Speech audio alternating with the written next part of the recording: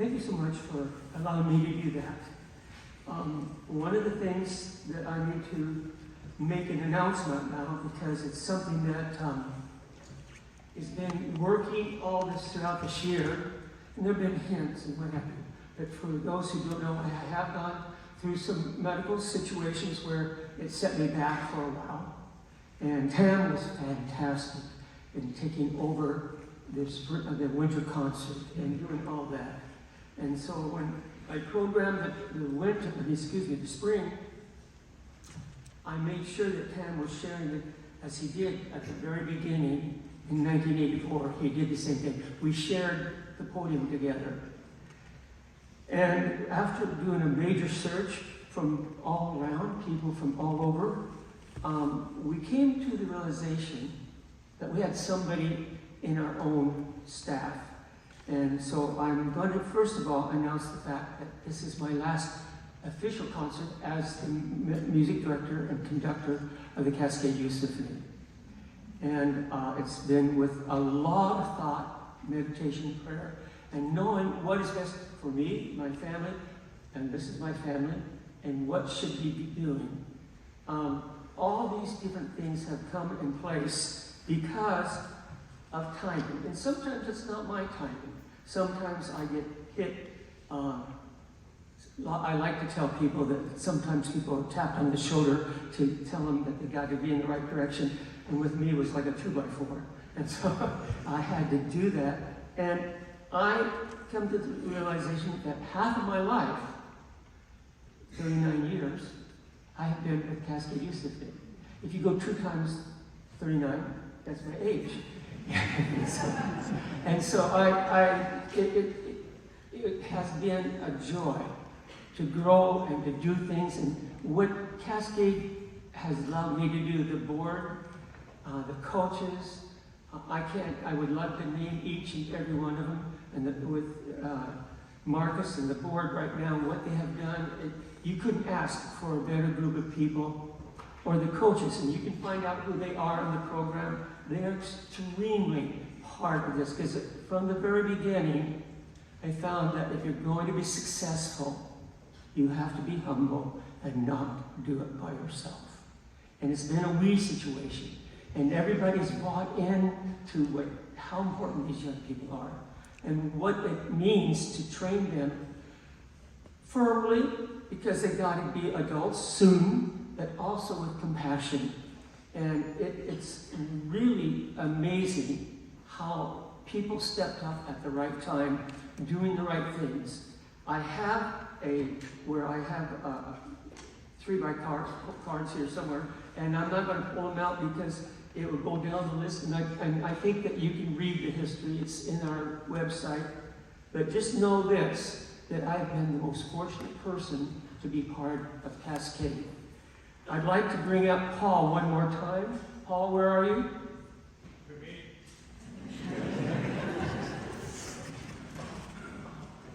The reason why Paul's being recognized so many times, you have no idea of all the things he does, and his multiple talents, and his willingness to volunteer and do it with a smile, and sometimes at the last minute. This, sir, is for you, and I want you to know that you're a hard man to buy it for. So I went to Amazon. It's just a token, Tom. Paul, that you have been a person I could ask. So in 1988, what piece did we do, and who was the, and did we do that? And told Tom.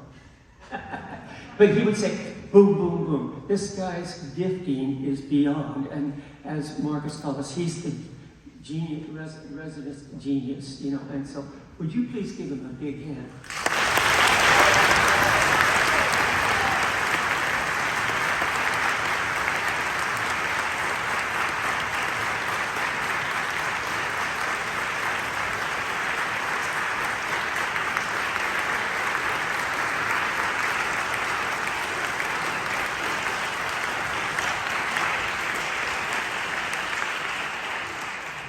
So Leanne, who does not like to get up in front of people, you are called out. So if you're in backstage, is she?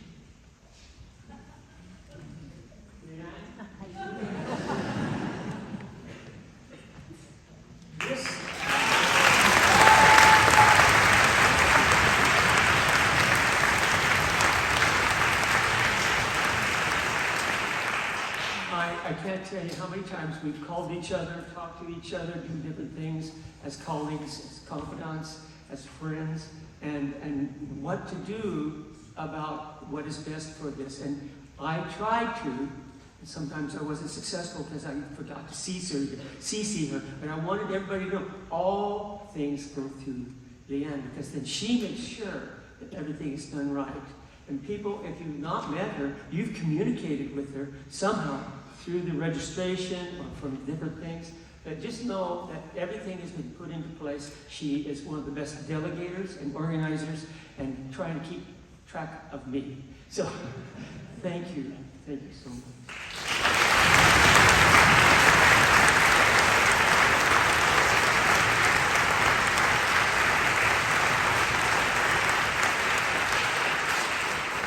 Last but not least, I want to thank my family. I have Travis and Carla and Hannah and Haley, and the wonderful things they do, and Travis stepping up and taking over the administration of Summer Sounds, and that's going to be continuing beautifully. I want to thank my younger son, and he has Moses, and he has, I'm going down, I'm trying to go chronologically down, so then we have, I'll get it, sorry, Simon, and then we have Juniper. Juniper's the next one down, and then Simon. And so I have 5 grandchildren, and I want you to know that they're all doing music in one way or another. And Travis is a teacher at Marysville Getchell and has his administrative papers. Ryan is a pastor at Salt Lake Lutheran Church in Kirkland. They have really just done wonderful things. As a person who's learning now, because one of my main goals is to become a good grandfather and everything, but I just want you to know that they put up with me, because I think Travis was in 13 or something like that in the 7th grade, and Ryan was like 6, and they have gone through the whole program the last 39 years. And along with my wife, and I didn't mention Bonnie, I'm sorry, Bonnie and everything, so I'm trying to do this, and my mind is fluttering around, but I think I covered them all, but these people have been my mainstay. Retirement is a gift. I'm going to still follow my calling. I'm going to be a composer. I'm going to be an adjudicator. I'm going to do some conducting, mentoring, and working in music and helping people to bring music to people, because it's so important right now. But I have the ability now to pick and choose my projects, because retirement has provided a space to reflect, to read, to meditate, to plan, to dream, and to worship more deeply, and to be with the people who mean so much to me. And I want you to know that I'm still going to be working with Cascade as an emeritus and as an advisory, but I am stepping back because, ladies and gentlemen, may I welcome to you the new director, music director, and conductor of the Cascade Youth Symphony. Would you please welcome Tam Osborne?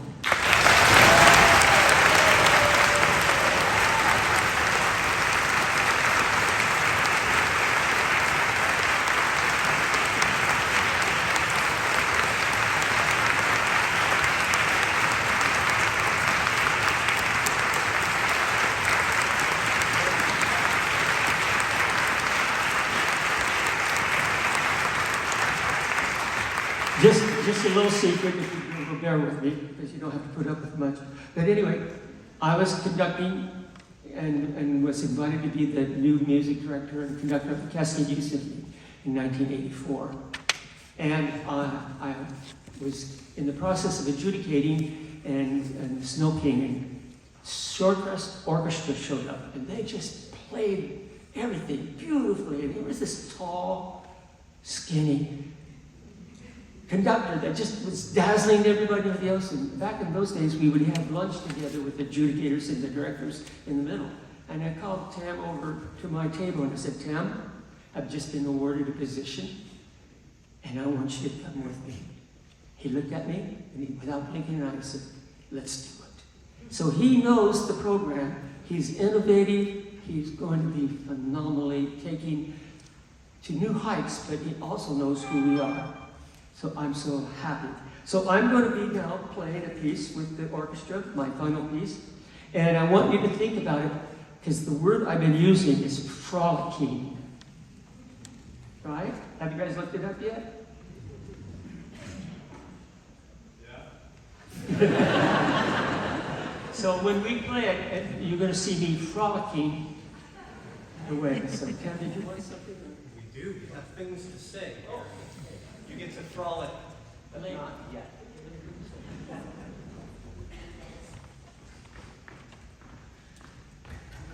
I make some notes, but I won't keep you terribly long.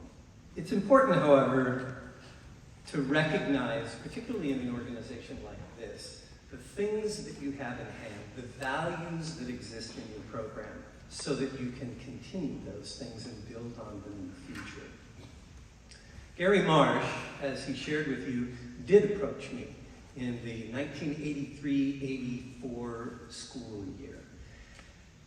That's when we first met. That's when I first got involved with Cascade Youth Symphony Organization, and I've been very fortunate to be around up until now.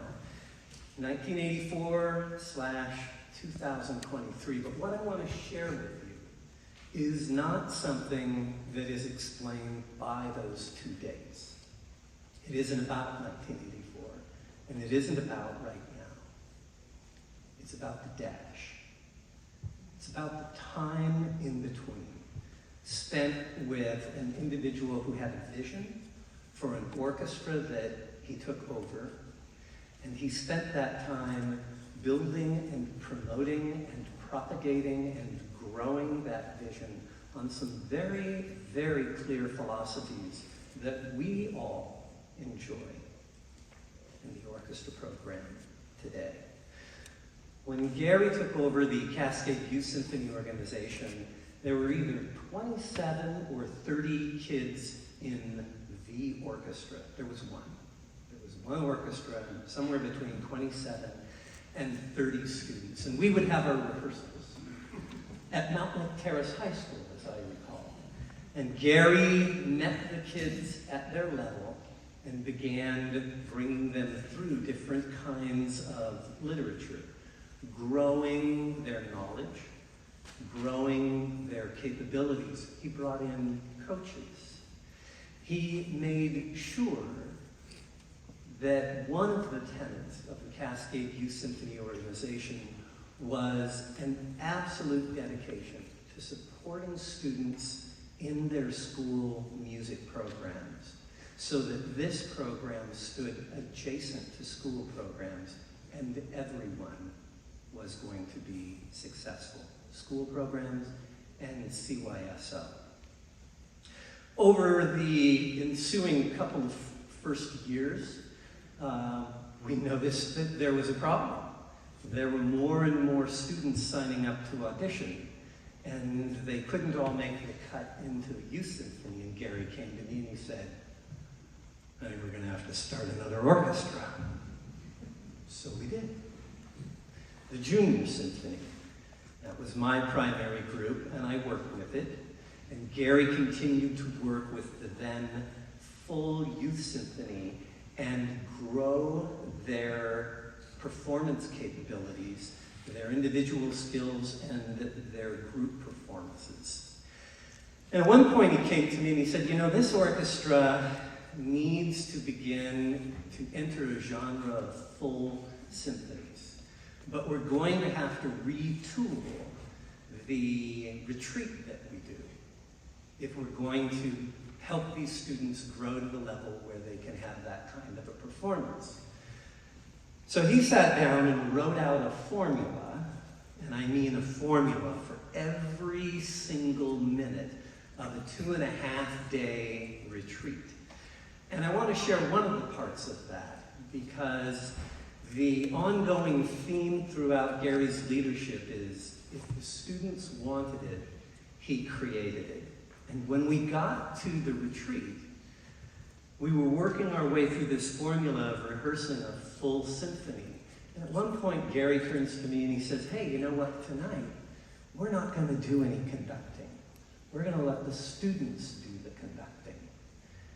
And I sort of raised an eyebrow and said, and we would do that because? And he said, because when they can conduct themselves, they own the music, and they will be able to play it with passion, intention, and they will know that it's their music. The part that we didn't count on was how many hours that takes. We didn't get to bed until 12 midnight, 12:30 a.m., and what I remember is on the way home from that retreat, mind you, he's the one who designed it, we were exhausted. And Gary was talking already about what are the things we need to do to change, to create further student ownership and move them forward in their performance capabilities. And at one point he's talking and he pulls up to the stoplight in Linwood. We're in his truck. And he keeps talking and he pulls on the brake and he turns the truck off and starts to get out. And I said, Gary, what are you doing? You're in the middle of the street. And he said, oh, I guess I'm just tired. You remember that? Yes. That was the day I saved your life. It's all about the dash. It's the things that happened in between his arrival and today. More kids wanted to participate. Gary decides we're going to have a symphoniette, we're going to have a prelude, we're going to have the rest of the orchestras that currently constitute the family of orchestras in Cascade Youth Symphony. He handpicks the coaches and goes out and finds music educators in our extended area who want to be affiliated with this organization. Find people who understand students, who know how to answer when students are asking for more. And somewhere along the line there, a past student, member of the orchestra, Paul Covert, who at one point came to a retreat and wrote a little ditty called Turtle Soup, Paul? Yes, that is correct. Thank you. It was a string quartet. And Paul wanted an opportunity to meet the needs of students who were asking for chamber music experiences in Cascade Youth Symphony organizations. So Gary said, let's go ahead and facilitate that as well. It was always about growing the organization in a way that allowed students to grow in their performance capability and to provide them with optimal performances and literature. The last story that I'll tell you comes from that because at another point, Gary said, they've gotten pretty good. I think we need to take them to a better place to perform, a more prestigious place. I think we need to take them to Benaroya Hall. Now, at that time, and this is important, I happened to be the Visual and Performing Arts Coordinator in the Edmonds School District. And because of Gary's philosophy of supporting public schools, I had a bright idea, one of my few. And I said, well, if you're going to take the orchestra down to Benaroya Hall, would you do a matinee? Because I have about 3,500 fourth grade students in the Edmonds School District, many of whom will never get a chance to see Benaroya Hall. And I'd like to bring them down and see a concert that you would put on. And Gary said, sure, let's do it, because my kids needed that experience. Now what I found out is that transporting 3,800 kids, fourth graders, a few fifth graders in there, wasn't the easiest thing. At one point, I was informed by the Seattle Police Department that I couldn't just circle the block with the school buses and drop them off. No, I had to bag the block. That means you buy every parking meter in the square radius all the way around Benaroya Hall so that all of my school buses could stage there and get all those kids off. Gary was, delighted. And I will tell you that that experience of providing opportunities for kids in school district manifested itself years later in having elementary kids join us on stage, performing at Benaroya Hall. 350 of them in a choir at one point. And so the philosophy of providing for the students who are in CYSO, the philosophy of finding the best people to meet the needs of these students, and the philosophy of creating a partnership with public school music education is the personification of the leadership that Gary has brought to this organization throughout that dash. And it is best exemplified in his own words, which I will briefly share with you.